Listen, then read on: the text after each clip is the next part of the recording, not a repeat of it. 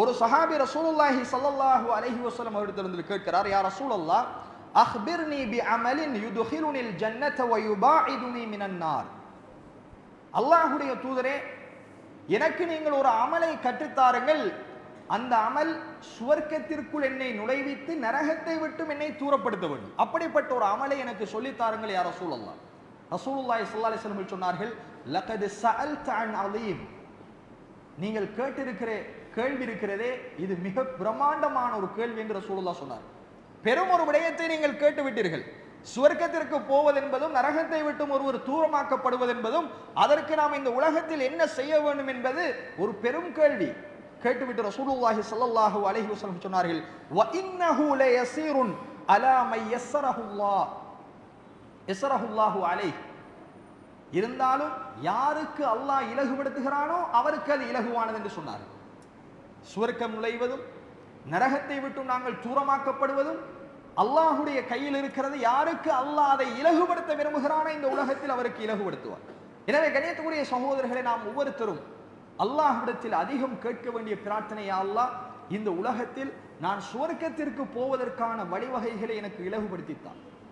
எதெல்லாம் செய்தால் நான் சுவர்க்கத்திற்கு போக முடியுமோ அத்தனை காரியங்களையும் செய்வதை எனக்கு சிரமப்படுத்தி விடாது, அத்தனையும் எனக்கு இலகுவாக்கித்தான் என்கிற பிரார்த்தனையோடு நாங்கள் வாழ கடமைப்பட்டிருக்கிறோம். அப்ப ரசூலுல்லாஹி ஸல்லல்லாஹு அலைஹி வஸல்லம் அவர்கள் சொன்னார்கள் அந்த சஹாபிக்கு, தஅபுல்லாஹ லா துஷ்ரிகு பிஹி ஷைஆ. சுவர்க்கம் போக வேண்டும், நரகத்தை விட்டும் பாதுகாக்கப்பட வேண்டும் என்றால் முதலாவது செய்ய வேண்டியது அல்லாஹ்வை மட்டுமே நீ வணங்க வேண்டும். அல்லாஹ்வுக்கு எந்த நிலையிலும் நீ இணை வைத்து விடக்கூடாது. வ துகீமுஸ் ஸலா, தொழுகையை நிலைநாட்ட வேண்டும், ஐவேளை தொழுகை. ஒரு மூமின் சுவர்க்கம் போவதற்கு முதலாவது திறவுகோல் தொழுகை. கது அஃப்லஹல் முஃமினூன், மூமின்கள் வெற்றி பெற்று விட்டார்கள். அல்லதீன ஹும் ஃபீ ஸலாத்திஹிம் ஹாஷிஊன், அவர்கள் தங்களுடைய தொழுகையில் பயபக்தியாக இருப்பார்கள் என்று அல்லாஹ் சொல்கிறார். வல்லதீன ஹும் ஃபீ ஸலாத்திஹிம் யுஹாஃபிலூன், அவர்கள் தங்களுடைய ஐவேளை தொழுகைகளை பாதுகாப்பார்கள், பேணிக் கொள்வார்கள் என்று அல்லாஹ்வுடைய குர்ஆன் சொல்கிறது. எனவே சுவர்க்கம் செல்வதற்கு ஒரு மூமினுக்கு முதலாவது தகுதி தொழுகை.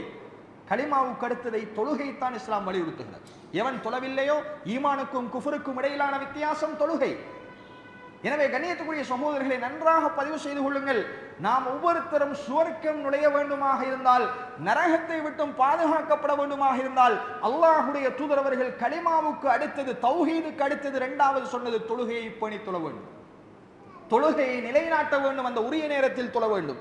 மூன்றாவது ரசூலுல்லாஹி ஸல்லல்லாஹு அலைஹி வஸல்லம் சொன்னார்கள், வ துஅதி ஸகாத், ஜகாத்து கொடுக்க வேண்டும் வசதி படைத்தவர்கள். வ தஸூமு ரமலான், ரமலானுடைய மாதத்தில் நோன்பு நோக்க வேண்டும். வ தஹஜ்ஜுல் பைத், அல்லாஹ்வுடைய பாதையில் நீங்கள் ஹஜ் செய்ய வேண்டும். இந்த 5 இஸ்லாத்தினுடைய கடமைகளையும் நீங்கள் செய்தால் நரகத்தை விட்டும் அல்லாஹ் உங்களை பாதுகாப்பான், உங்களை சுவர்க்கத்திற்குள்ளே அல்லாஹ் நுழைப்பான் என்று ரசூலுல்லாஹ் சொல்லிவிட்டு சொன்னார்கள், அலா அதுல்லுக அலா அபுவாபில் கைர், உங்களுக்கு நான் நலவினுடைய வாயில்களை சொல்லித் தரட்டுமா?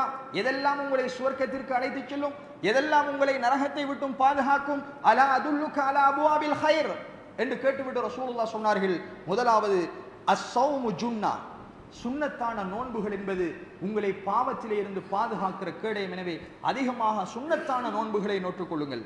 வஸ்ஸதகா, அதிகமாக சதகாக்களை அல்லாஹ்வுடைய பாதையிலே கொடுங்கள், அது உங்களை சுவர்க்கத்திற்கு அழைத்து செல்லும், நரகத்தை விட்டு உங்களை பாதுகாக்கும் என்று ரசூலுல்லாஹி ஸல்லல்லாஹு அலைஹி வஸல்லம் சொன்னார்கள். அதே மாதிரி தஹஜ்ஜத்துடைய நேரத்தில் எழும்பி தொழுங்கள் என்று ரசூலுல்லாஹ் சொல்லிவிட்டு சொன்னார்கள். இது அத்தனையையும் உள்ளடக்கிய ஒரு நன்மை இருக்கிறது, அதை உங்களுக்கு சொல்லட்டுமா? நாக்கை பிடித்து காட்டி சொன்னார்கள், இந்த நாக்கை பாதுகாத்துக் கொள்ளுங்கள். முன்னுக்கு சொன்ன எல்லா நன்மைகளையும் அளிக்கிற ஒரே ஒரு உறுப்பு இந்த நாவு. இந்த நாவை பிடித்து காட்ட ரசூலுல்லாஹ் சொன்னார்கள், இந்த நாவின் ஊடாக நீ யாருக்கும் தொந்தரவு செய்யாமல் இந்த நாவை பேணி பாதுகாத்தாலே போதும், அது உன்னை சுவர்க்கத்திற்கு அழைத்து செல்லும் என்று சொன்னார். எனவே கண்ணியத்துக்குரிய சகோதரர்களே, அல்லாஹ்வின் நல்லடியார்களே, முடியுமான அளவுக்கு இந்த உலகத்தில் எவ்வளவுக்கு நன்மை செய்ய முடியுமோ அவ்வளவு நன்மைகளையும் நானும் நீங்களும் இந்த உலகத்தில் போட்டு செய்வோம். அவைகள் எங்களை சுவர்க்கத்திற்கு கொண்டு போகும், நரகத்தை விட்டு தூரமாக்கும். அதுதான் உண்மையான வெற்றி.